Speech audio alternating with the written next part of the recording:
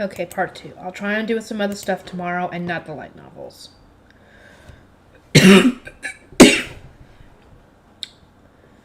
Winter socializing. As I began living in the castle again, I received so many invitations to meetings that Ferdinand and my attendants had their hands full just trying to organize them all. The requests were from nobles wanting to get involved in the printing and paper-making industries, but since I couldn't tell who was acceptable for me to meet with, Ferdinand and the others were handling that also. In the meantime, Elvira dragged me to a tea party alongside Florencia and Charlotte. Once there, I was bombarded with so many questions about printing and monocompression by wives looking to promote their husbands and houses to me that my head started to spin. For the first time, I learned that Elvira and Florencia always held meetings after their tea parties to dissect everything that was discussed. They double-checked the rumors, examined the topics flying around, and organized what they wanted more details on. Charlotte and I were accompanying them to find out more about gathering intelligence. Rosemont, Charlotte, which topics did you take an interest in? Elvira asked. I was surprised to hear how many were about my sister. The air feels much different than last year, Charlotte responded at once. But I needed time to think. I hadn't yet paired the names and faces of the nobles who had attended with us. As for me, it seems monocompression has become quite the hot topic. Have all the requesting... Have all those requesting to be taught the method been looked over, I asked. Indeed, we have already made preparations for many to learn it. We just await your permission. In that regard, how are Wilfred and his retainers at the Royal Academy? Florencia asked, as worried about her son as one would expect. I went ahead and explained that he was working hard and doing his best to keep the dormitory together. That said, I still cannot say whether it would be best for him to learn my compression method. I believe the final decision will depend on how the tea party with his cousins goes. I am ever so worried. It was Lady Detlinde who invited him, correct? The Ehrenbach Archduke candidate who looks just like Lady Georgine with blonde hair and green eyes? She also looks much like Lady Veronica. I had never met Veronica, but she apparently had blonde hair and green eyes also. Thinking back to the nostalgic look Wilfrid had given Detlinde, I could understand why Florencia was so worried. He will surely be fine, I said, attempting to console Florencia. We carefully discussed everything that will come up at the tea party, not to mention he has been consulting Lord Ferdinand for help. This time, however, Elvira furrowed her brow with worry. I am personally more concerned about Lampret. He was not given permission to marry the Ehrenbach Archnoble. It was a necessity due to interduchy politics, but I do hope that Lord Wilfrid is not attacked by Lady Detlinde in response to that. Veronica had been in power for a long time during the period when Lampret was attending the academy, and socializing with Ehrenbach had been highly encouraged. Times had changed, however, in the current political climate. There was no helping the Archduke not giving his approval. It was important to show utter sincerity to one's significant other to indicate that any such decision wasn't due to a sudden change of heart. But all in all, refusing a marriage due to interduchy politics was actually the most peaceful way to end things. Ehrenbach is of a higher status than Ehrenfest, and her parents were never pleased about her pairing with Lampret, Elvira remarked. I was definitely surprised then when Ehrenbach latched on to their relationship so firmly.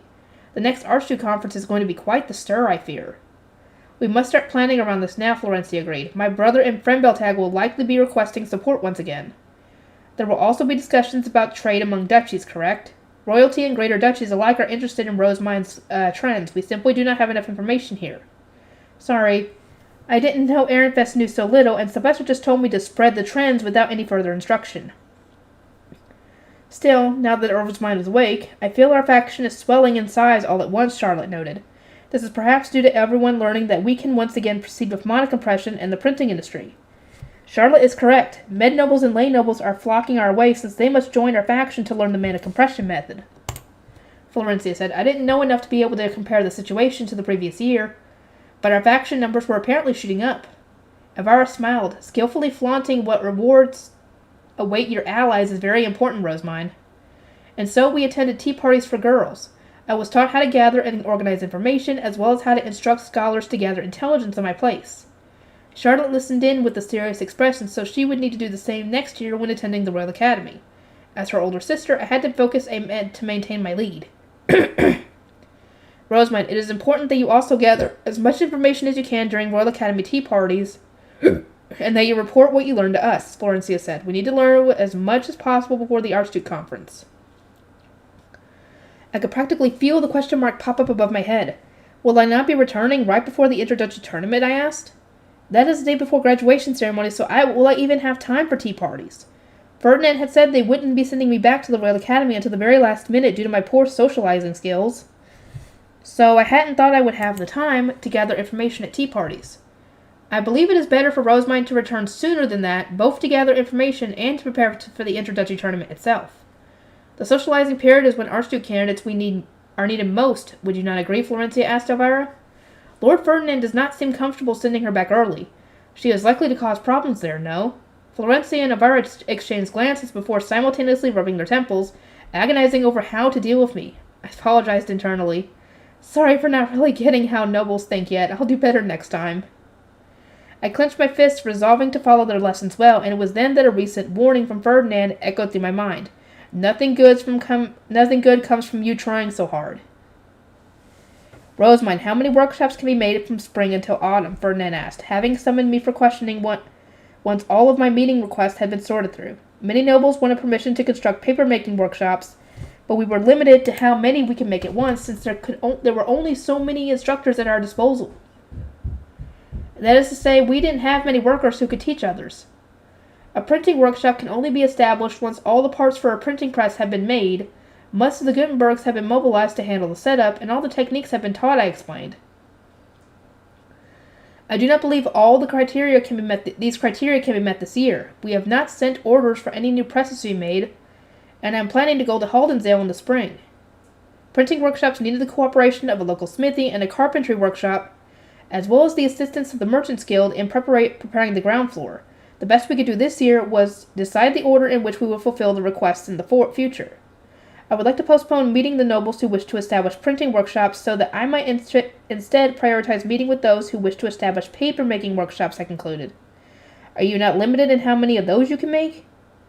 I believe we can establish a decent number of workshops if we simply teach them to create Vollrim paper with the current recipe, rather than spending a year to develop specialized paper as we did in Ilgner. Though, of course, considering how much traveling the planting company will need to do, we will not be able to prepare that many. When establishing a paper-making workshop, a member of the planting company absolutely needed to be sent to install a local branch of the Ehrenfest Paper Guild in that province. There also needed to be an instructor present to teach the actual process. The problem was there weren't many members of the planting company capable of doing such work, nor were there many Grey Priests who could serve as instructors. Even borrowing instructors from the workshops in Haas and Ilgner will allow us to set up at most 3 workshops per year. Are there many nobles who wish to distinguish themselves by creating their own specialized paper, I asked. They may do the research on their own, Ferdinand said, no doubt thinking it would be more entertaining that way. Maybe this is hard for a mad scientist to understand, but not everyone loves research. I understand your position, he continued. In order to accelerate the construction of workshops, I will consult Ilgner to see whether they can spare any instructors. This is our highest priority. We were due to be meeting with Geeb Ilgner, so I decided to speak with Daniel. I took out the 2 sound-blocking magic tools I was borrowing before turning to him and the rest of my guard knights in attendance. Daniel, if you would find seeing Bridget again too painful, I do not mind giving you the day off. I will do my job. Are you certain, I asked, having noticed his face stiffen at the mere mention of her name? Are you not suffering from, a broken heart? That was 2 years ago, but... Daniel widened his eyes. Lady Rosemine, where did you even learn that phrase? Oh, it must have been at those tea parties. He had jumped to a conclusion despite me having known the phrase from elsewhere. I mean, why is that a big deal? Because, I mean, she has been collecting some romantic night stories, so, I mean, surely she should have heard it somewhere or whatever. I waited for a response as his eyes searched for words, which he eventually found. It is less than I have a broken heart, and more that I regret my actions. My crass thoughtlessness resulted in Bridget bringing shame upon herself. I regret that beyond words. I heard from Ferdinand that your marriage would have been problematic due to your status, but I still do not entirely understand what he meant. What exactly would have been problematic? I did not understand myself until I was scolded by my older brother. I had failed to realize that my superiors and family understood the situation differently.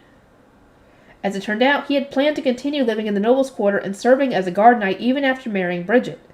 He had thought it was obvious that he would continue as my guard knight until I relieved him of duty myself, considering that I had protected him in the past and taken him under my wing despite his grave mistake. However, his family and others hadn't thought the same. As far as his brother Heinrich was concerned, by not going to Ilgner, Daniel was foolishly abandoning the incredibly good fortune that had connected his lay noble family to land-owning men nobles. My brother called it sheer foolishness for me to think of marrying Bridget, for I did not know how to lead a life that would satisfy the younger sister of a Geeb. And most of all, while marrying into her family in Ilgner would see me rise to the status of a men noble, her marrying into mine would result in her being brought down to the status of a lay noble. Daniel had not thought through the consequences that would arise from Bridget becoming a lay noble, and it was only when Heinrich had started to list them one by one that he truly understood. For one, she would need to interact with her friends, stud family, and quite literally everyone else in an entirely different manner than what she was used to. She would also need to learn lay noble social practices, and her children would be treated as lay nobles too. That would certainly be a considerable burden on her, I muttered, biting my lip at the thought of status having driven a wedge between my own family and me, preventing us from treating each other as equals. They had needed to kneel before me, use polite language, and speak as though I were somebody else entirely. Furthermore, Bridget's former betrothal used the canceling of their engagement to begin sending abuse, and at the time there were almost no lay nobles supporting Ilgner as government officials. I had heard that Geeb Ilgner had resorted to flying around his own land, though I had not understood what was truly going on. Daniel had been largely unaware, having traveled between the temple and the night dormitory without ever really visiting the family estate. Heinrich, however, was a scholar. He knew the situation well since it was such a popular topic of conversation, and thought it obvious that Bridget would use her marriage as an opportunity to return to Ilgner and support her older brother. Would it truly have been feasible for Bridget to live in the noble quarter as a lay noble, unable to even properly consult her family for help when she needed it? Daniel continued. It was not until my brother told me I was expected to quit my duties as a guard knight and marry into her family that I realized how little I had considered how much her life would change with me. Serving as a guard knight was an honorable position, but one far above what a lay noble like Daniel would normally hold. It turned out he was actually the target of much jealousy due to having learned my mana compression method and increased his mana so considerably. Many were saying he should be replaced with a men noble or an arch noble. I can never be relieved of duty since I know of your full past in the temple, but only a few are aware of that. Neither my brother nor Bridget knew, and so she too thought it was obvious that I would marry into her family. They could never have considered those facts that we take for granted, he concluded, hanging his head. To think that the difference in status would pose such incredible difficulties. I had assumed things would work out simply due to your mutual love. Embarrassingly enough, I had as well. I had assumed it would all work out as long as I could teach her match her mana capacity.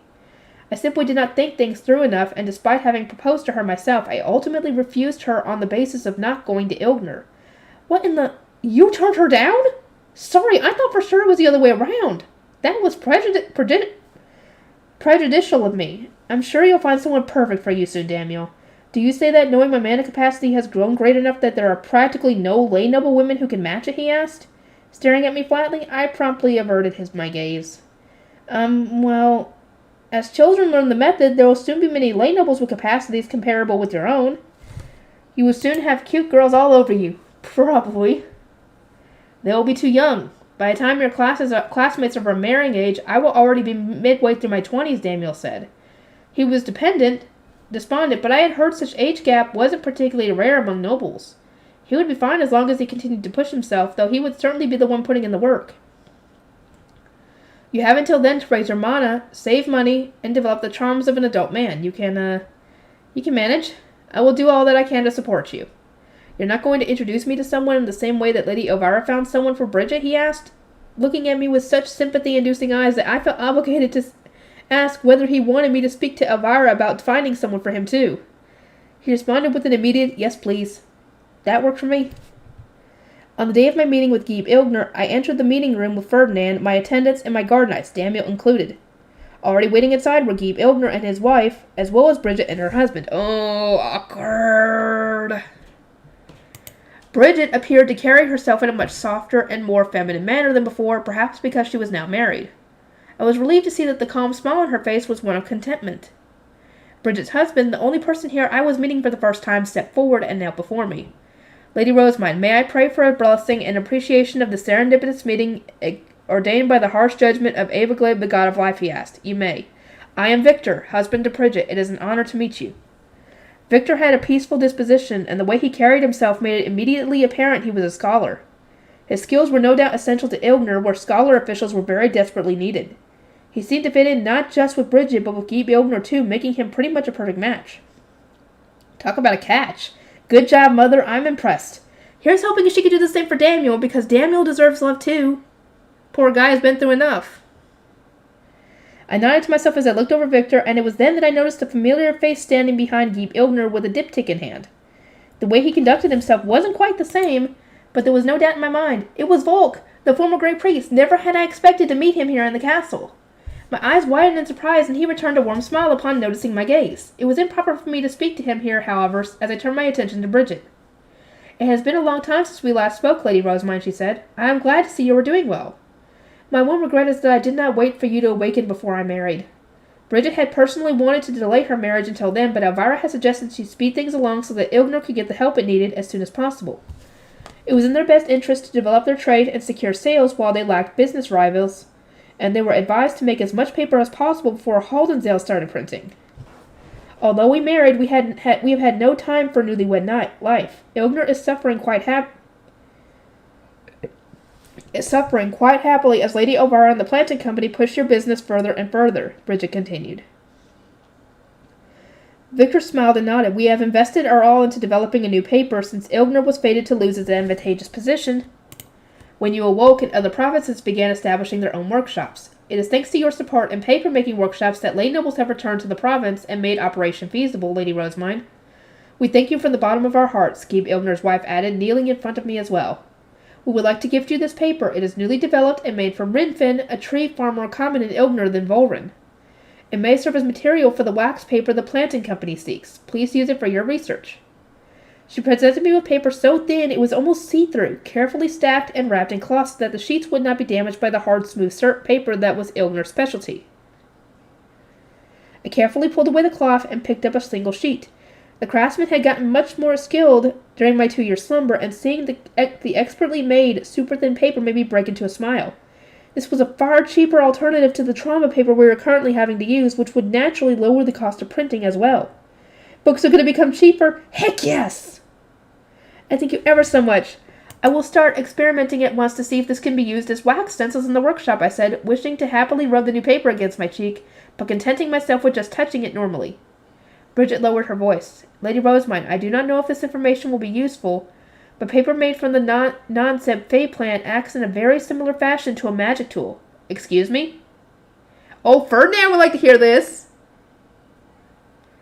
Paper made from fey plants has retained such attributes in the past. What did you discover? I asked, being deliberately vague as to not explicitly reveal that trauma paper was harder to burn. According to Bridget, their workshops were dripping up torn sheets, boiling them, and then using them to make new paper. When they ripped up non-seb paper, however, they found the scraps would very slowly start moving toward the largest piece. We were reporting this quirk in hope that you or Lord Ferdinand may find some proper use for it, Bridget said. We shall buy the paper. Do you have any with you now? Ferdinand asked without missing a beat. Oh, he wants research! He wants research! His burning passion for research had not yet cooled. He bought the paper in an instant, not even asking its price first. We have brought 10 sheets for demonstrative purposes, but we must sell the paper through the planting company. You will need to wait until spring before we can give you any to you. I see. The planting company will soon be summoned by Ob Ehrenfest, and I will negotiate its sale then. You will be contacted when the date is decided. Guy Ilgner had thought they would need to wait until spring for the non-seb paper to be sold, and so he was visibly pleased to learn this was not the case. In stark contrast, Ferdinand hardened his expression. Victor straightened his back at once, while Volk readjusted his grip on his diptych and stylus. Guy Ilgner, now that Rosamund has awoken, we are to begin spreading the paper-making industry throughout Ehrenfest, Ferdinand announced. To that end, we must send out members of the planting company and Grey Priest from the temple workshop, as we did when establishing things in Ilgner. However, we lack the necessary personnel. We want you to lend us 3 or 4 of your paper-making craftsmen so that they may begin teaching others. That is quite a difficult request, Lord Ferdinand. Rather than keep Ilgner, Victor was the one to answer. He was largely in charge of the paper-making industry in Ilgner and explained that they lacked the manpower required to comply with such a request. At the same time, he expressed his hesitancy to aid with the creation of rival businesses. Victor, you are not wrong in what you say, but Ilgner exists as it does now entirely thanks to Lady Rosamine's knowledge and technologies, the Geeb interjected. If she wishes for our help, I am prepared to meet any request she may have. Lady Rosamond, please tell us what we need, he said, encouraging me with a smile. Bridget nodded in agreement with her brother. I could feel a sudden warmth in my chest. I was glad to have people willing to accept my requests. I wish to establish some more paper-making workshops, but we do not have enough people to accomplish that in multiple provinces. We hope to borrow workers from Ilgner to solve this problem, I explained. That said, while we lent Ilgner Grey Priest for an entire year to research specialty paper, we will only be teaching the other provinces how to make Vollran paper. We plan to visit several locations from spring to autumn, and our stays in each one shall remain brief, so you will not need to teach them to make any new kind of paper. Or any other kind of paper. Establishing more paper-making workshops is our highest priority due to upcoming business with the sovereignty, Ferdinand added. Other provinces can use local materials to produce new forms of paper at their leisure, but your supremacy will not falter. Victor's expression softened. I now understand the true significance to Lady Rosamond supporting Ilgner with Grey Priest for 1 year. We shall do what we can for Ehrenfest. And so it was decided that we would discuss it in more detail together with the planting company when we meet with them to purchase the nonsense paper. Good job, Benno. You're about to be surrounded by nobles again. As I sent Benno a silent prayer, Daniel stepped away from the door he was guarding and approached Riarda with a stiff expression. A message had apparently come for us, and if the way Riarda's eyebrows shot up when she received it was anything to go by, it was an important one. She walked over to Ferdinand at once. Excuse me for interrupting the meeting. The Knight's Order has sent word that the Lord of Winter has appeared. Uh-oh. Ferdinand stood up immediately, his chair scraping the floor behind him, and all my guard knights except Daniel braced themselves.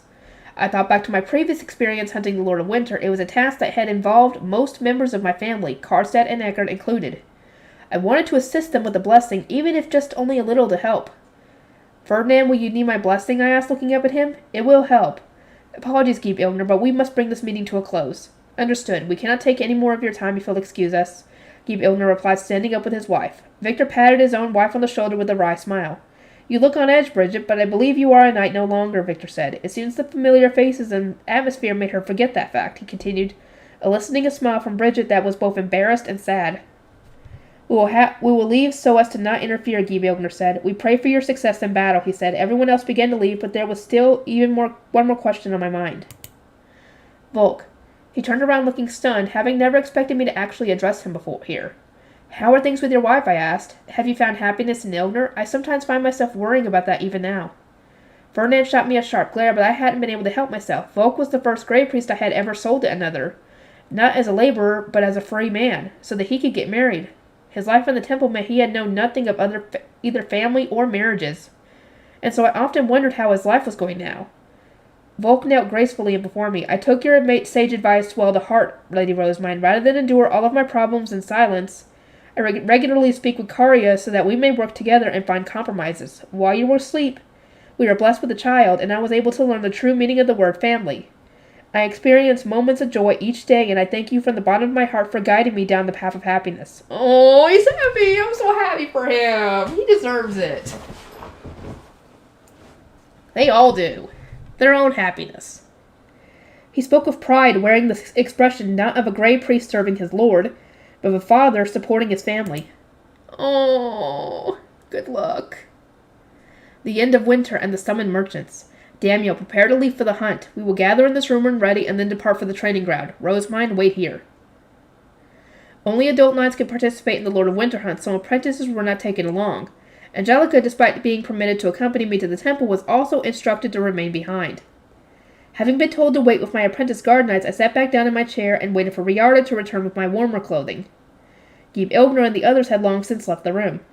I think the apprentices in the Royal Academy would learn much if they were allowed to watch, I mused aloud once Riarda had returned.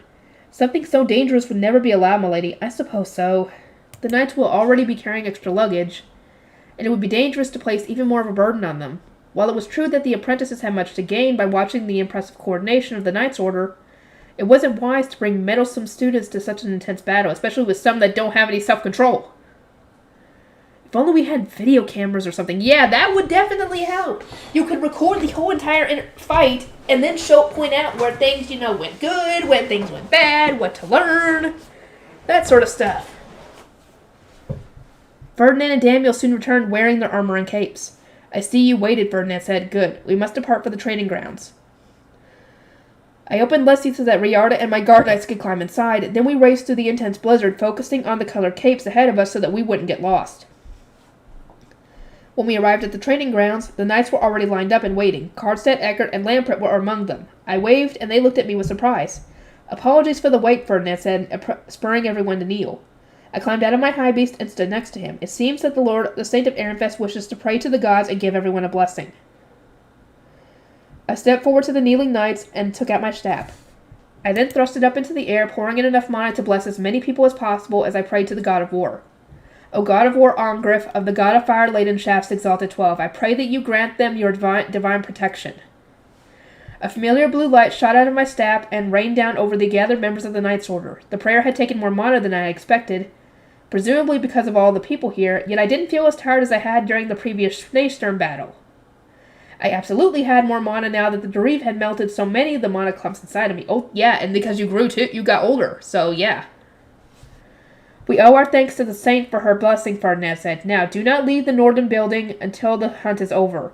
Apprentice knights, keep a close eye on her. Is that understood? Cornelius, Riarda, I entrust you in my absence. Yes, sir. I understand, my boy. Having been told to head back to the castle first, I once again climbed into Leslie, this time only with Riarda.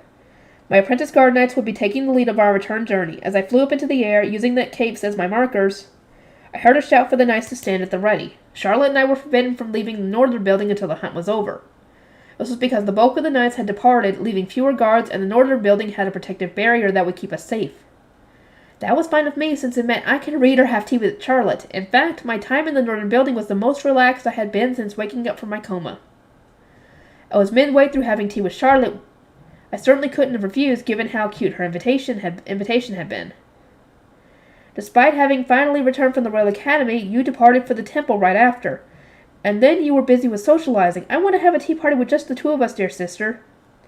Now that I thought about it, I hadn't had a private tea party with her since the time Wilfred had interrupted us 2 years ago. Both father and mother stay in their rooms until the hunt is finished, so I have always looked forward to the Lord of Winter appearing, Charlotte confided. It seemed there were the precious few days she was able to spend with her parents during winter socializing. She told me a lot about her life, and while she often brought up Melchior, Wilfred basically never came up. He had been raised not here in the northern building, but in the eastern building where Veronica lived. It is so sad for siblings to be kept separate, I said. This is all I have ever known, so I have never found it particularly sad. That said, grandmother was always so kind to Wilfred despite being so harsh with me, and I found myself painfully jealous of that. Veronica had apparently been quite harsh to Charlotte, displeased that she resembled Florencia so closely. I didn't have much to say in that regard, since I had been raised in the temple. The story was that Ferdinand had looked after me at Karlstedt's request, and that I had gone to the temple at such a young age that I didn't even know what my mother looked like.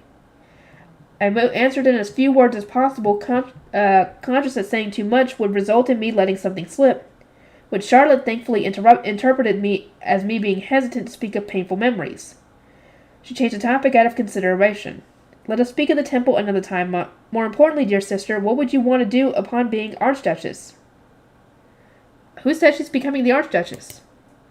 What a strange question. I am not going to become the Archduchess, remember? As an exercise, one of my tutors has asked me how I would rule the duchy were I to become the Archduchess myself. I am simply curious to know how you would answer. Oh, is this like when kids talk about what they want to be when they grow up? Nothing politically serious, just hopes and dreams? Okay, well, there's only one answer I can give. I would make the duchy a paradise for readers. It would become the capital for books, one filled with printing workshops that would receive and print manuscripts from far and wide. It would be a duchy of joy where every workshop would produce new books every day of every month, and there would be a law that a copy of every book must be donated to the Archduchess so that I could read them before anyone else. Of course she would say that. My library would steadily expand to the point of additional buildings needed to be constructed. All the people would be taught to read and love books, and everyone would be able to read as they pleased. Ah, how wonderful, how blissful. That would be my paradise. Of course it would be. Oh no, I'm weirding her out. Charlotte was gazing at me in complete bewilderment. It seemed I had gotten a little too heated.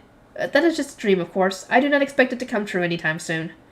Though I will spare no effort to make it a reality one day. You truly do love books, don't you, sister? Charlotte giggled, looking at me with the gentle smile of one who felt the need to be mature around their quite strange older sibling. My apprentice guard knights in attendance seemed to be lonely, barely containing their laughter, while Riarda wore a look of complete exasperation. No, I messed up. I should have said something cooler. Not that any cool answer comes to mind, but still, someone give me a generic cool answer to say.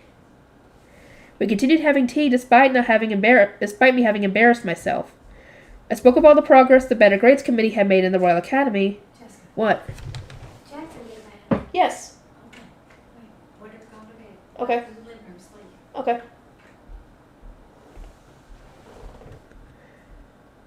While Charlotte told me how the winter playroom was doing this year. Riarda must have sensed that I would try my hardest when Charlotte was around, so she made arrangements for us to practice Harspiel together, as well as for us to sew and make lace, which was both important bridal practices. I was being handily manipulated by those around me, but there was no helping it. I just wanted Charlotte to admire me as her older sister. It'll happen one day. You're incredible, sister, she'll say. Oh, you can count on me, Charlotte, I'll reply. Making flower embroidery while daydreaming over books reminded me of my Arano days. Even my old mom would tell me to stop reading and start embroidering. I recalled that at the time, I had thought there was no real point in it. We mostly bought her our clothes. Sewing machines could do automatic embroidery anyway, and fabric that had already had printed patterns on it was easily available. I really never thought her weird arts and crafts projects would end up being so useful. After several days of a lifestyle which could be described as both leisurely and monotonous, the Lord of Winter hunt finally ended. The sky cleared up before my very eyes, and the Aints came home looking absolutely exhausted. Several more days passed after Cornelius told me they were getting some time off. Once everyone was back on their feet again, I wrote a letter to the planting company. I mentioned that Gieb Ilgner had agreed to provide his assistance, that the only printing workshops established this year will be in Haldensdale, but that he would need to prepare the Gutenbergs to eventually establish more in other provinces. That we needed documents to lay out the preliminary foundations for the printing workshops, and that Ferdinand wanted non-sed paper from Ilgner. I gave the letter to Riarda requesting that she have the scholars send it alongside an invitation to the castle. While I was at it, I went ahead and wrote a request for Sylvester covering our temple meeting and our discussion with Gieb Ilgner. Ferdinand had probably updated him on the situation already, but communication was important, and it was possible that my report would provide a unique perspective due to my merchant mindset. Not to mention, Benno and the others probably wouldn't be permitted to speak in the meeting due to being commoners, so if they were going to be ordered around, it was crucial that Sylvester knew what they were capable of so that he wouldn't push them too far. If Sylvester does his usual and pushes Benno and the others way too hard, their inevitable failure won't just affect the merchants, it'll affect the entire duchy. The situation wasn't like before, when nobles could simply dispose of unsuccessful merchants and destroy their stores to replace them with new merchants and new stores. If we failed with royalty and with Klostenberg, then it was Sylvester whose neck was on the line. Eep, talk about scary. With all the knights home, normalcy returned to the castle. It was 1 full week after I had given the Knights Order my blessing that I was permitted to enter the main building again. Sylvester had summoned me to his office to discuss my reports. Rosamund, when it comes to socializing matters, you make everyone want to leap off a cliff. But you're not bad at this merchant stuff, he said. We all have our strengths and weaknesses, I replied. In truth, I just have a better time in the lower city when everyone can speak their mind. Communicating as a noble is hard.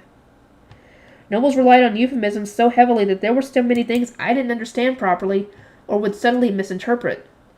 This was especially apparent during our post-tea party discussions with Elvira and the others, when my disjointed perspective would mess with my understanding of certain things. It was scary how a conversation between two nobles using euphemisms could result in neither person truly understanding what the other was saying. Seems like we can only sign with 2 duchies here. Is there any way you can increase that number? There have been new Rinshams and hairpins workshops made in Ehrenfest due to the increased demand for those products, but we have no idea how many new customers we will receive when assigning with the Greater Duchy. I had made some estimates based on the ratio of students in the Royal Academy, but with so few duchies being signed with, there would be a lot of merchants who would want to monopolize the scarce goods to make as much of a profit as possible. We will only harm ourselves if we sign with too many and do not have the product to satisfy them. Not to mention, because of the magic contracts that bind plant paper, no new workshops have been established to produce it. If too much trade builds up at once, won't you end up needing to cancel a contract with another Archduke, I asked. It seemed that my indirect message, that overreaching here would result in Sylvester being criticized at the next Archduke conference, had been conveyed loud and clear. He and the scholars he would most likely be bringing with him all nodded in understanding. All right. I see why we'd need to keep the number of contracts down. Moving on. About your suggestion of adding an information-gathering post in the lower city for the Archduke Conference, since the merchants are the ones actually doing the trade, Sylvester trailed off looking like he didn't really want to talk about this. I agree with what you've written here, but the scholars say they've had no problems just ordering the merchants and leaving it at that. They don't want to gather information in the lower city. I mean, Justice would. Justice would do that. Only a truly bizarre scholar would actively want to go to the lower city. That much is true. I only knew of one scholar who actually liked going there, and if you counted Sylvester, that made for 2 nobles in total. The sweeping hesitation was completely understandable, since the lower city was disgusting and smelled terrible. That is why I think we should organize a government-run project to beautify the lower city as soon as possible. We know from the traveling merchants visiting the Rosemine workshop that our lower city is filthy and unattractive, even compared to the lower cities of other duchies. You're saying the lower cities of other duchies are clean and appealing? Sylvester asked, scrunching up his face in disbelief. The scholars beside him looked equally skeptical. They all surely understood that filth was inevitable in the lower cities, since commerce would always bring filth with them. I cannot say for certain, considering that I have never visited another duchy, but the traveling merchants certainly say so, and it's unlikely to be a complete falsehood. Ehrenfest is seldom visited by the nobles and merchants of other duchies, and those who do visit already know of our current state. However, when merchants from Klausenburg and the Sovereignty arrive, who can say what they would think, I asked. I was implying that having such a poorly kept lower city right beside the nobles' quarter would harm the reputation of our products, but the scholars didn't quite seem to understand. The lower city is separate from the nobles' quarter, one scholar said. Can we not just accommodate our guests in the nobles' quarter as we usually would, Lady Rosemine? He spoke as though this was the most obvious thing in the world, but Sylvester seemed to understand. He had actually been to the lower city and seen what things were like there. Imagine scheduling a meeting and then being greeted by poorly dressed attendants, he said with a grin. Gazing across the scholars, you ordered goods from them, but didn't get the service you were expecting. There was even mud from the garden tracked all over their entrances and corridors. What would you think of the lord of the estate? Could you really ignore everything else and evaluate him based only on his own nice clothes and well-maintained parlor? That is what Rosemine is asking. Sylvester's precise analogy made the scholars freeze in place. Visitors from the other duchies would need to pass to the lower city, and while locals considered it completely separate from the nobles' quarter, outsiders would simply view it as another part of Ehrenfest. I understand now. We must beautify the lower city at once. Yep, I'm glad you understand. Shall we expel all the commoners for a day and rebuild it? Wait, what? What did you just say? We don't have the mana for that, Sylvester replied. But we can start by drawing up what we will change if we did. Or we would change if we did. Oh no, I've got a feeling something really, really bad will happen if Sylvester and his scholars are left to their own devices here. Hold on a minute when I said, let us begin with more feasible solutions, like paying commoners to scoop up the waste and clean away the grime. Perhaps you could make it a necessity for them to clean themselves up through bathing and washing their hands? Makes sense. Rosemine's right. This mana shortage is a real pain. We don't have the leeway for any major rebuilding projects. No, I wasn't talking about mana at all. Thanks to the mana shortage, the lower city was spared from an excessively sudden and dramatic overhaul in favor of minor and steady improvements. I let out a relieved sigh. Never had I thought that my suggestion would lead into something so extreme. Whew, this was one step away from becoming a repeat of the Haas Monastery incident. Yeah, that wouldn't have gone good. Several days had passed since my apparent success in getting the scholars to care about the lower city. The merchants were due to come at third bell, though the planting company in particular was going to arrive earlier, since I wanted to look over some of their documents before our audience with the Ob. Rosemine, some scholars are going to attend your preliminary meeting. They want to see how you interact with the merchants, Ferdinand said. They apparently know it was important to gather intelligence for the lower city, but since they had only ever ordered merchants around, they weren't sure how to actually go about doing it themselves. I imagine they also wish to confirm that the merchants are not taking advantage of your apparent youth, he muttered to me. Accept their request, as refusing their participation would be unnatural, but take care to maintain firm control of your expressions and emotions throughout the meeting. The lower city is your greatest weakness. I cannot predict what will happen if they target it and you lose control. Do not reveal your true relationships as you did when telling Avara you did not wish to cancel the magic contract. Due to the amount you valued the connections they provided, doing so will only expose those you care about to danger. You understand what would happen if someone malicious were to detect a weakness, yes? I nodded. Ensure your emotions are kept under control until we return to the temple, he concluded. Right. Ferdinand and I brought our retainers to the room where the planting company was waiting. 4 scholars were there already, as well as Geeb Ilgner and Victor, who were sitting down. We exchanged the customary lengthy greetings, then I accepted the documents I had requested from the planting company and started to look them over. Meanwhile, Ferdinand purchased the non-step paper he had wanted. Benno's documents were a careful record of what they had done to prepare for building a workshop in Haldensdale, as well as the actual process they had followed. The methodical handwriting distinctly belonged to Mark. If we printed copies and distributed them to the Geebs, they would be able to prepare their respective provinces themselves. With these documents, we can decide both where to establish the next printing guilds and how the paper-making workshop will need to be prepared, I said. Thank you. I am glad to have been of service to you, Lady Rosemine. The Gutenbergs will move when the Haldensdale hold its spring prayer, I explained. Furthermore, in order to make the paper-making workshops operational, we are going to send 3 craftsmen to teach in each of the prepared workshops, as well as 1 person to establish a branch of the Ehrenfest Paper Guild. Ilgner, Haas, and the Orphanage will provide the instructors. Will you be able to send the individuals to establish the guilds? We will be sending the instructors once the plant paper workshop had their tools and such prepared. But getting the suketas made, the craftsmen trained, and so on was not an immediate process. They would probably leave for the paper-making workshops once they got back from Haldensdale. Yes, we thank you for your concern. I next conveyed that from the production quantities discussed in the documents, we would only be signing with 2 other duchies. I discussed this with Benno, all the while feeling the serious looks of the scholars. Most of what we spoke about had already been mentioned in my letters, so the conversations went smoothly. But then Benno hesitantly asked whether the magic contracts were going to be nullified. Here we go. The big part.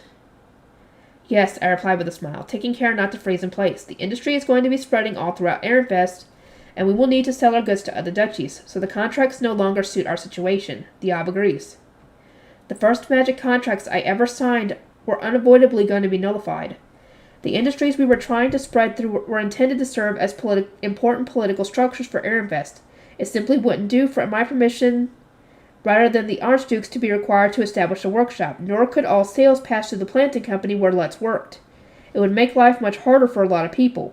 We went on to discuss the amount of compensation they would receive for their contracts being nullified and how they would be treated in the future. Our gratitude for Ob Ehrenfest's consideration is beyond words, Benno said as the meeting concluded. We will continue to have high hopes for the planting company, I replied. Lutz stood behind Benno, his face devoid of emotion. He was looking at me with the blank smile of a merchant. And once they get back to their rooms, who knows what's going to happen.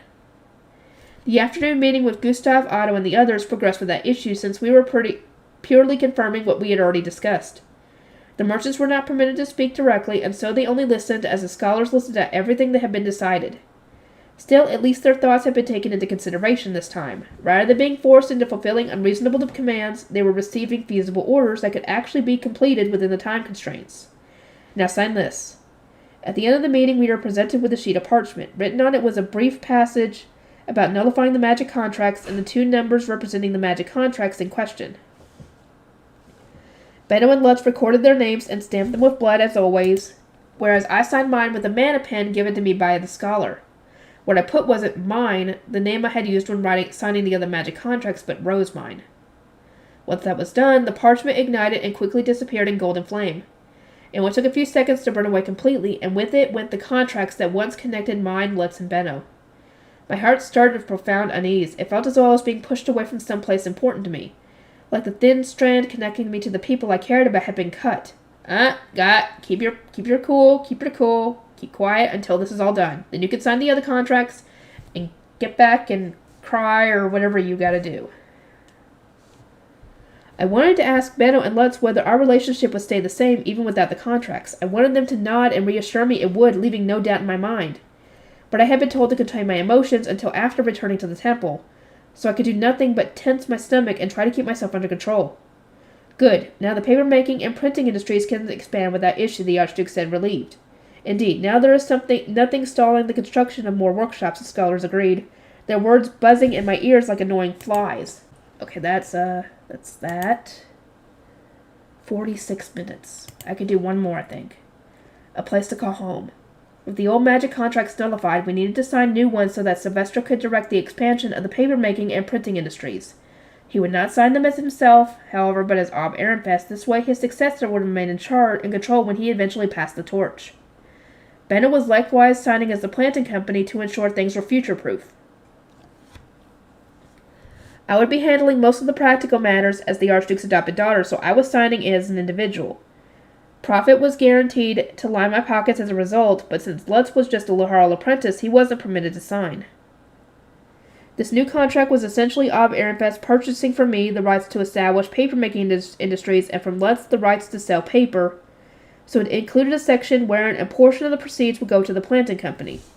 Of course, the rates were different from the before, and other stores would be allowed to buy and sell the products themselves. Planting company, is the contract satisfactory? Sylvester asked. Benno, who had been glaring at the new magic contract as he looked it over, nodded. Our gratitude for your immense consideration and generosity is beyond words, Ob Ehrenfest. The contract really had been as generous as possible out of consideration for how the planting company and I had been carrying the industries on our shoulders up until this point. To me, though, it stopped being generous the very moment Lutz was excluded from it. Benno signed the contract and stamped his blood, and I signed my name as well. A scholar then took the parchment and passed it to Ob Ehrenfest for the final signature. A moment later, it was enveloped in golden flame, and so the new magic contract was in effect. A magic contract without Lutz's name. Elvira had said we just needed to form a new connection through the new contract, but no such connection had been made here. My heart grew cold. I was already aware that Lutz and I were growing further apart, despite having spent so long together. This was pretty much shoving that fact in my face. I want to hug Lutz. I want somebody to comfort me, to reassure me that things weren't going to change. I wanted contact, warmth, intimacy, things I wouldn't get as a noble. I want to go home. With the magic contract signed, the scholars began to discuss fixing up the lower city. They said that through euphemisms that the fastest method was to rebuild everything at once using creation magic, but that a lack of mana to spare on the lower city meant the commoners would need to handle things through manpower alone. We would never dare dream of disturbing the ops, so the guildmaster said, his face completely pale as he bowed alongside Benno. Please do allow us to handle everything. I could hardly blame them for their fear. They had both seen Haas's monastery be constructed with magic, and the lower city being messed with in the same manner was a terrifying prospect. I spoke up, serving as an intermediary between the scholars and merchants. I shall determine the budget for restructuring the lower city myself, and order the scholars accordingly. As you commoners are going to be doing the labor, I entrust these matters to Gustav's leadership. Begin with the main street running from the west to the east gates. Since this route experiences more traffic than anywhere else, we can discuss how to further beautify the lower city at a later date. As you wish, Lady Rosemine. The merchants bowed their heads respectfully, their relief clear in their voices. With the discussion being ended as planned, Sylvester ordered the merchants to leave. They did as instructed, showing not even the slightest hesitation as they filed out of the audience chamber. I watched them carefully, but Lutz didn't look my way even once. Well, he kinda couldn't. From there, I was called straight to the Archduke's office. The brains of Ehrenfest were all gathered, and the scholars explained to those who hadn't attended our meeting with the merchants the results of our discussion. As requested, the planting company received the highest accommodations in the new magic contract, one said. It was apparently normal to buy the rights and leave things at that. But the planting company was also getting a portion of the profits. It was only a small portion, but it would serve as a continued source of income for a new company that had only been established a couple of years ago. The scholars went on to insinuate that such a contract would never have been signed had the store not been in my favor. I couldn't help but frown at this remark. Irritated, he had no idea how much we had struggled to invent these technologies, nor was he aware how much Benno had helped Lutz and me back when we had literally nothing to our names. It was downright insulting for him to frame this as nothing more than empty favoritism. Rosemine, Ferdinand said, briskly moving his hand and instructing me to contain myself. I exhaled slowly and put on my best fake smile. The contract we signed with the planting company was only to do with printing and the manufacturing and sale of paper. There was no clause regarding the granting of any technologies, correct? Rosemine. Instructors will soon be sent from the Rosemine workshop, and the planting company will begin establishing branches of the Ehrenfest Paper Guild and the Printing Guild in service of the construction of additional workshops. I will decide the price paid for the granting of technologies and extract it from the gaves to be paid to the planting company and to Ilgner for providing instructors of their own. My sudden proclamation elicited wide-eyed stares from all those present. Sylvester in particular blinked in confusion. Where's this coming from? What's the point in doing that? He asked. Given this discussion and the situation, I suspect the planting company and the assisting craftsmen will not be paid the proper amount for their granting of technologies, since the contract mentions no such thing. I cannot imagine noble scholars would be capable of understanding the difficulties said merchants and craftsmen will face in needing to train new workers during the spring while simultaneously participating in these new industries and doing their usual duties. This was not charity work. This was large-scale industrialization being led by the Archduke. There was no chance of the budget being divided for the Gutenbergs, however, nor were they likely to be given the leeway necessary for them to do their jobs. The only future I could envision was one in which the nobles crushed my precious craftsmen with their usual unreasonable demands. This must be a difference between commoners and nobles, one scholar speculated, seeming to have misinterpreted my attempt to convey that I couldn't trust them to play such a pivotal role in work they didn't even understand. I envisioned a dunce cap on their heads, but they were a complete failure in my mind. That is one way of putting it. Another is that I have no intention of entrusting important duties to those who will make no attempt to understand the details of our work. I will train the scholars involved in the papermaking and printing industries myself, I declare with a smile. Ferdinand shot me a surprised glare. Calm yourself, Rosamund. That is not something for you to decide on your own, he said. This was an industry being spearheaded by Ob Ehrenfest himself. It was outright disrespectful for me to take charge without consulting him, but I refused to stand and watch as the planting company and the Gutenbergs were ground into dust. Who will decide these things if not me? How many scholars are familiar with printing and papermaking? How many have spent time with craftsmen and businesses and have it in them to grow the burgeoning industries further? Did you train any such scholars during the 2 years I was asleep, Ferdinand? Did Ob Ehrenfest? Doing so is only natural if one plans to develop new industries, would you not agree? I would be delighted to see them so that I do not have to raise them myself, I said, knowing that no such scholars existed because the ones here with us were so incompetent. I was ultimately doing a poor job at disguising my inner thoughts. Sylvester averted his gaze, having essentially neglected the two industries while entrusting all the work to Ferdinand, who was presently rubbing his temples. I believe justice has grasped the industries over the past 2 years, Ferdinand said, his voice a low groan. Then I will raise the scholars with justice at their center, I replied. He was a weirdo who all but dedicated his life to the pursuit of collecting intelligence, but he didn't show much prejudice toward commoners and was obsessed with new things. He was an ideal candidate for working in these new industries. I nodded with a smile, pleased to have so suddenly obtained such a skilled worker, only for Ferdinand to shake his head.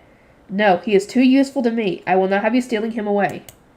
Rosamund, justice serves Ferdinand. You can't use another person's retainer without their permission. Pick any of the scholars here instead, Sylvester added. He was giving me free rein over them, but that didn't matter to me. I had no use for incompetence. Ob Ehrenfest, I have been involved with printing and papermaking since the very beginning. These industries are my babies.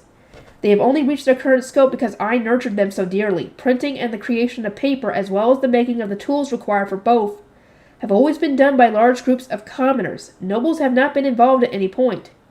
And I have absolutely no intention of entrusting my children to those who cannot understand the importance of the planting company and the craftsmen involved.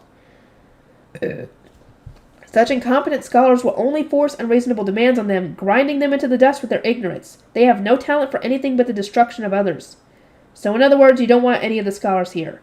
Correct. I understand we are suffering a shortage of manpower, but I would greatly appreciate individuals who have at least a sliver of skill and wisdom to their names. Sylvester winced as I started to list what I needed from scholars: a lack of prejudice toward visiting the temple, the ability to converse normally with commoners, and a general interest in new things. Those aren't skills scholars are expected to have, you know. Of course, it would not be natural for traditionally educated scholars to be capable of doing work with commoners. Someone who is competent for your purposes, Ob, may not be competent for mine. I see, Sylvester nodded and crossed his arms. All right, then, I'm leaving the training of workers for the papermaking and printing industries to you, Rosamund. Nobody in Ehrenfest is more familiar in these areas. Plus, I don't know what resources you're going to need. May I speak for a moment? Elvira asked, breaking her silence as she placed a hand on her cheek. Might I suggest training the lay scholars and med scholars serving as the Gieb's government officials? The unexpected suggestion caused all eyes to fall on Elvira. Pretty much every noble here had been born and raised in the nobles' quarter. It was safe to say that, excluding Elvira herself, who had been raised as the daughter of Gieb Haldensale, there was no traditional land-owning nobles here.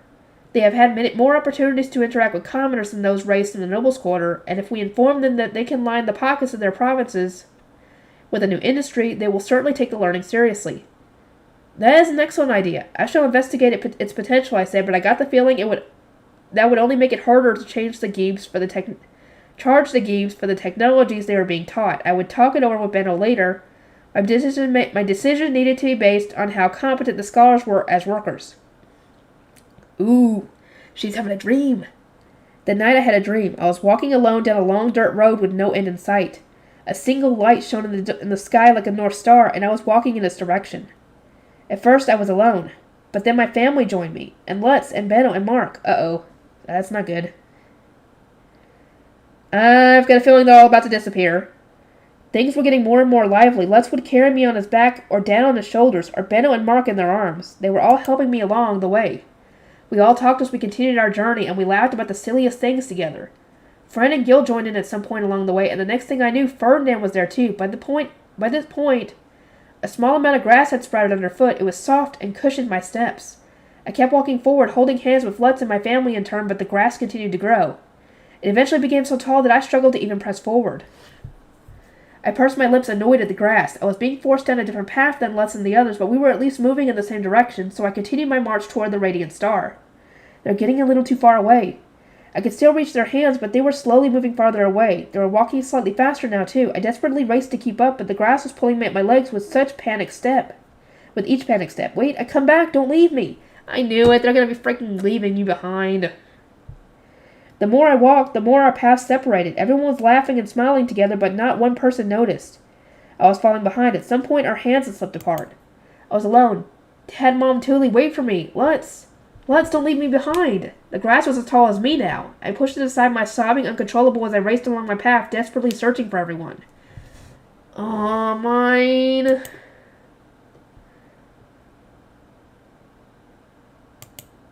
And then a voice broke through the chaos. Belady, Riarda! I woke up with a start, suddenly aware that someone was shaking me. It only took me a moment to realize Riarda was looking down at me with concern. My pillow felt cold. I had apparently been crying in my sleep. Wonder how she heard that. I wonder where the attendants sleep. 'Cause how loud was she crying for her to have heard that? I sat up slowly and rubbed my eyes, shaking my head several times in an attempt to shake away any remnants of my dream.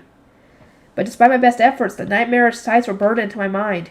You were stirring quite a bit in your sleep, my lady. Are you all right? I wasn't at all. The back of my head ached, and I could feel my mana boiling up inside of me, yet it was still unbearably cold. Riarda, tell Ferdinand that I wish to return to the temple. As you wish. Despite the early hour, Riarda sent an ordinance at once. I washed my face, had my clothes changed, and then ate breakfast. The ordinance returned while we were eating, and thrice repeated a message from Ferdinand. Rosamund, I heard your request through Riarda, but you have a meeting with Geeb Haldenzale scheduled for today. Can you endure until after then? I really didn't think so. Geeb Haldenzale was among those who, despite the growth of the printing industry, had been unable to establish new paper-making workshops due to the magic contracts. If at any point he expressed his joy about them being nullified, I wasn't sure I could contain myself. This is Rosamund. I'm going to leave on my own before I cause any problems. Ferdinand sent back another ordinance in an instant. This message this time punctuated with sighs. I will come see you after sending a notice about this meeting. Prepare to leave and do not act on your own, he said. I clenched my teeth. He was going to make me wait even longer? Riarda patted my tense shoulders. Now, milady, hurry and finish your breakfast. Judging from how Ferdinand sounded in his response, he should be here in no time. You won't want to get scolded for calling him early in the morning. And then not even being ready to go, would you? She asked, keeping her voice lively in an attempt to lighten the mood. Well, I mean, she's got a point. That would piss him off even further. Like, really? You're the one who wanted me to leave early and you're not ready yet? Yeah. Anybody will be annoyed by that. I nodded and got back to eating while Ottilie prepared for my return to the temple. I saw her preparing winter clothes and sending off an ordinance to contact my guard knights. You look even more sickly than usual today. You'll feel more comfortable at the temple, though, won't you? Riarda asked, wearing a sad smile. You can spend today relaxing. Just as she had said, Ferdinand appeared in no time at all. He probably would have scolded me had I still been eating breakfast in a daze. Have you prepared to leave, Rosamund? He asked. If so, we shall depart at once. All the basic necessities I needed could already be found at the temple, so there wasn't that much luggage for me to drag around. The most important thing this time was the Rinfin paper we had gotten from Geeb Ilgner. Rinfin paper? I thought it was the... Oh, no, he bought the non-said paper. The Rinfin paper was the one that could possibly be used for wax stencils. Farewell, Lady Rosemine. Ferdinand and Eckert took the lead. I followed after them and Leslie, then Daniel and Angelica trailed behind me. My impatience caused me to speed up along the way, so the journey went a little quicker than usual. Welcome back, Lady Rosemine, Fran greeted me when we arrived. Before I could even climb out of my panda bus, Ferdinand had put away his high beast and was walking toward him. Fran, the arrangements? Ferdinand queried. Completed already. The other attendants are currently organizing the orphanage director's chambers. It seems much stress has built up within her. Spare the long greetings and take them directly to the hidden room, as you wish. Once I had alighted from Leslie, Ferdinand held out a letter bag for me. Rosemine, put your hands into this and drain as much of your mana as possible. You do not want to hurt those around you with an emotional explosion of mana, do you? My gratitude. I took the leather bag and went straight to the orphanage director's chambers. We were all truly surprised by the high priest sending a letter so early in the morning, Fran said with a troubled smile. One couldn't use an ordonnance to communicate with those who lacked staffs, so Ferdinand had instead used the magic tool letters that flew like birds to instruct Fran to summon the planting company. Gil departed in an immense hurry. He should return with Lutz soon. The air was icy cold when we arrived at the largely unused orphanage director's chambers. Not much time had passed since the furnaces were lit. Please keep your coat on. The room has not quite warmed up yet, Fran said, and so I entered the chambers without taking off any of my layers. I was half relieved to see the inside unchanged from when I had been a commoner shrine maiden, but also half discomforted. It was yet another reminder of how much things had changed. It was like my dream was becoming a reality. Lady Rosemond, please wait in the hidden room with Lord Daniel. Lady Angelica, please guard the door. You can count on me, Fran. Leaving that hard merchant talk to Daniel was the right call for sure, Angelica said, gladly making her way to the chamber's front door. She had broadcast her ineptitude and general aversion to thinking so openly that I expected Fran to cradle his head, considering that he was too similar to Ferdinand. But he didn't appear at all bothered. Instead, he handled her effortlessly, perhaps because she was much less stiff and formal than Bridget had been. To think I'd be going back in there again after so long, Daniel muttered as we climbed the stairs and went into my hidden room, though I opted to ignore him. The room was open to my attendants and already cleaned thanks to their quick work. I made sure the door was kept wide open so that Lutz could come in.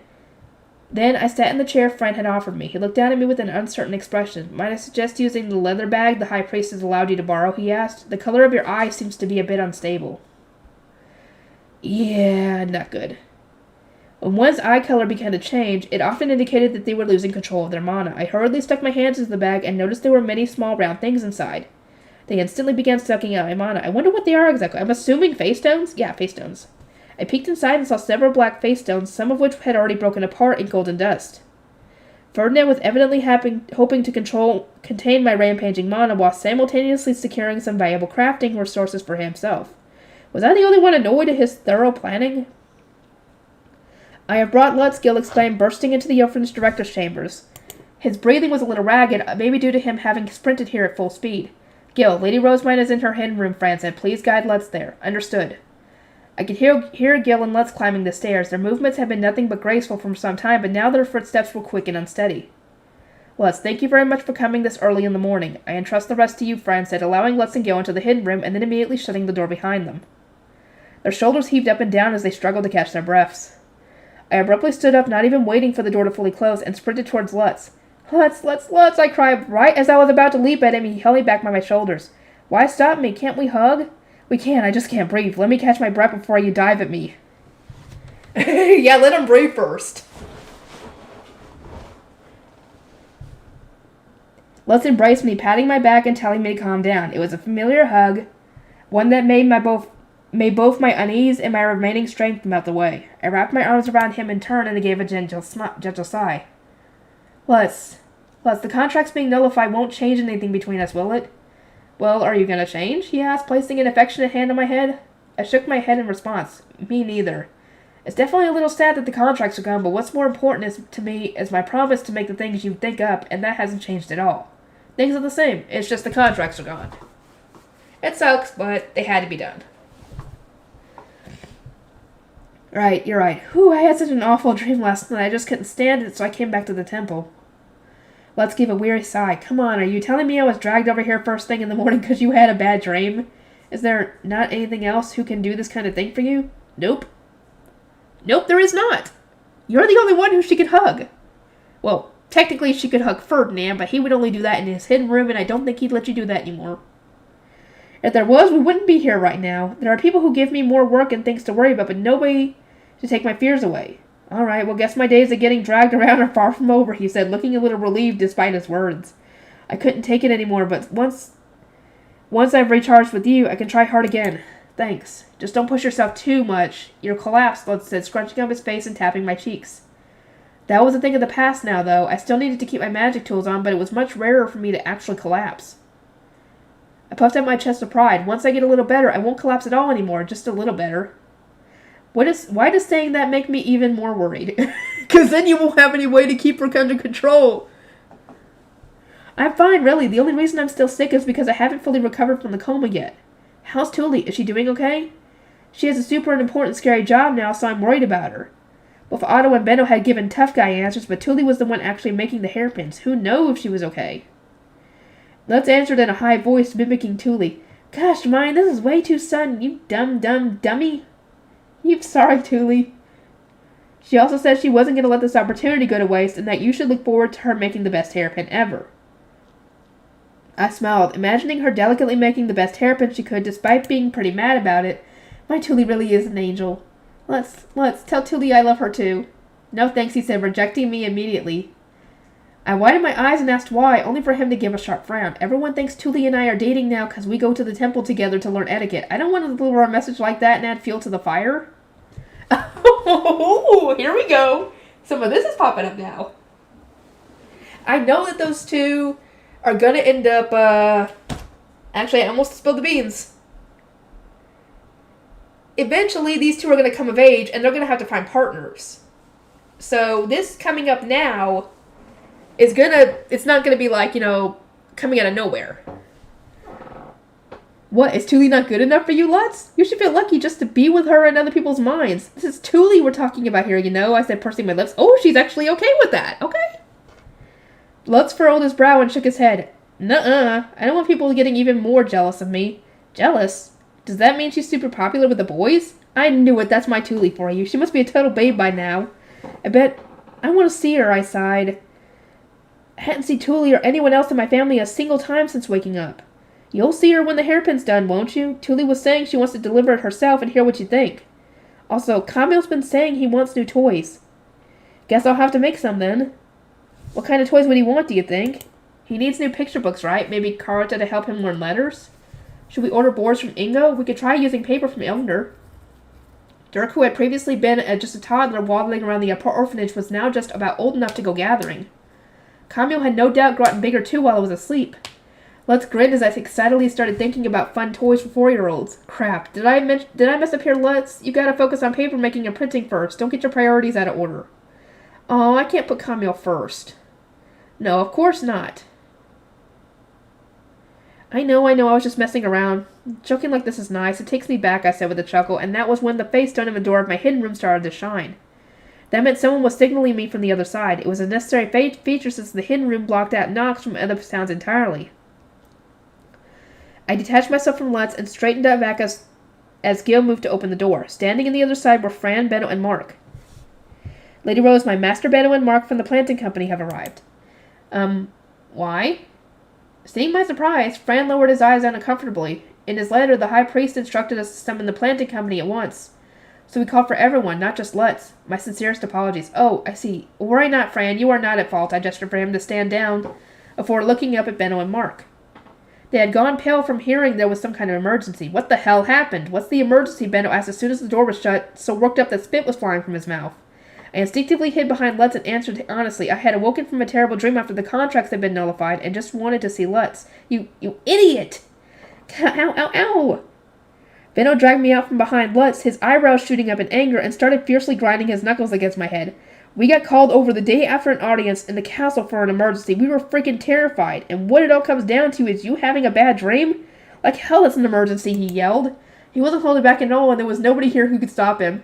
I was at the end of my rope, I protested. My mana was about to go on a rampage. Even the high priest thought it was an emergency. Yeah, her eyes were a bit of a weird color when I got here, Lutz added. Hearing that, Benno stopped grinding my skull and peered down at me. He pulled on my cheeks in frustration before letting out an exhausted sigh. Seems like it calmed down at least. Alright, we're out of here. Wait a moment, let's talk for a bit. I can't just drag you over here first thing in the morning without making it worth your while, can I? I gave them a summary of what had been discussed in the Archduke's office following the audience. I reported that I obtained the right to train the scholars myself so that the Gutenbergs wouldn't be crushed by their unreasonable demands, which elicited words of gratitude and a wider smile from Mark. Back when Elvira had instructed them to establish a printing workshop right away, trying to negotiate with her had not been easy. I was useful, right? I did something helpful, right? Go ahead, praise me, I ordered, looking as proud as ever. Rather than lavishing me with compliments, however, Benno grimaced and flicked my forehead. Ow, but why? Because I can tell you'll only act crazier if you start getting cocky. Aw, but how come you're so eager to grind your fist on my head when you're annoyed, but you won't praise me when I've earned it? Isn't it weird that I'm suffering for all my hard work? Ah, fine. Benno forcibly patted me on the head with a monotone, "You did good." It actually hurt a little since my head was still sensitive from his knuckle grinding. I puffed out my cheeks and complained, but Les just shook his head and gave a relaxed smile. You're complaining and you're still smiling at him. It's gonna take a guess and say that you actually like this kind of stuff since you can't do it with nobles, right? He pointed out. Yep. That's exactly that. She doesn't even get hugs from them. Not even her mother. Not even her brothers. The only one she probably gets them from will be Charlotte, and even then I don't think that's the case.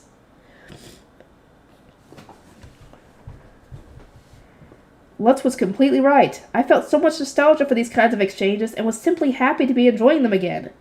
Benno and Mark shook their heads with exasperation as I grinned. Anyway, about the scholars. How are you going to train them, Benno asked. I need them to be capable of speaking to commoners on some level, but almost none of the nobles I know can be trusted with this work. Do you know anyone who might be more reliable, I asked. Benno and Lutz in Milf immediately suggested Justice. He was a fast worker, and unlike the arch-nobles in Hollinsdale, had actually cared to ask the planting company for their thoughts. He had kept things going without issue while I was asleep. Justice serves as a scholar for Ferdinand, and Ferdinand won't listen to me, I complained, bemoaning my true unfortunate circumstances, but as I was considering whether I should ask again, Mark raised a hand. I believe the Guildmaster is more familiar with considering and understanding nobles than we are. His recommendation would also likely hold more weight than ours, considering that our rapid growth has earned us much ire. Planning to dump the hard work on the old geezer, huh? Benno said with a grin. He is simply the best man for the job, Mark replied casually, wearing his usual smile. Okay, in that case, try asking the Guildmaster to put together a list of candidates for me. I'll consult the Archduke about who among them is best to use, I said. Also, this is Mother's suggestion, but what about using the officials supporting Giebs for this? They're familiar with the lives of commoners, and she said that they would wholly dedicate themselves to their work as doing so meant enriching their land. How were they in Haldensdale? My nose is all stuffy. And it makes it harder to talk. I hadn't thought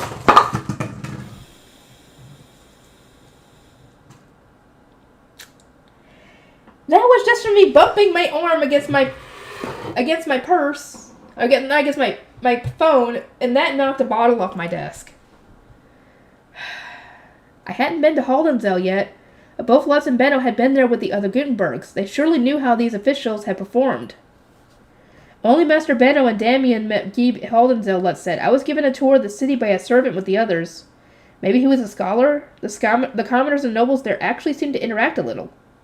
If we go for men nobles instead of arch nobles, it might work, I mused aloud. Or, no, maybe lay nobles are best. Back in Ilgner, the lack of nobles working as officials had resulted in Gieb Ilgner needing to visit the papermaking workshop himself to check up on progress. They had been given a lot of control in Ilgner, but the same wouldn't be said for Haldensdale. The province is totally frozen over. People struggle to live if the blessings go down even a little, so they've ended up clumping together to survive. They're harsh to outsiders and not very open to new ideas, but once they start getting a bit more receptive, things get going real fast. It had apparently taken them a long time to accept the new work and way of doing things. That was their provincial culture, which was fair enough, but it had been a real pain when it came to actually getting things done. And we'll probably be building these papermaking workshops in Haldensdale come spring, Lutz said, crossing his arms in thought. What's wrong, I asked. There are way fewer trees in Haldensdale than Ilgner, and I don't know whether the types they have are going to be any good to make paper with. I get why they want papermaking workshops, but I feel they're better off just buying their paper from elsewhere once we have more workshops set up north of Ehrenfest. Also, we should build the workshops as far south in Haldensdale as we can. Could you make those suggestions for us? Sure, you can count on me. Also, Benno, about the Gutenbergs' long-term trip. We went on to discuss everything from the printing industry to our families, from important matters to little nothings. Our conversation continued until eventually I was completely relieved. I saw Lutz and the others off with a smile, and they all smiled back in return. They had forgiven me, saying that the trip hadn't been a complete waste of time thanks to my intel. And with that, the planting company was gone. Okay. I think that's it for now, and I'll see you guys in the next one.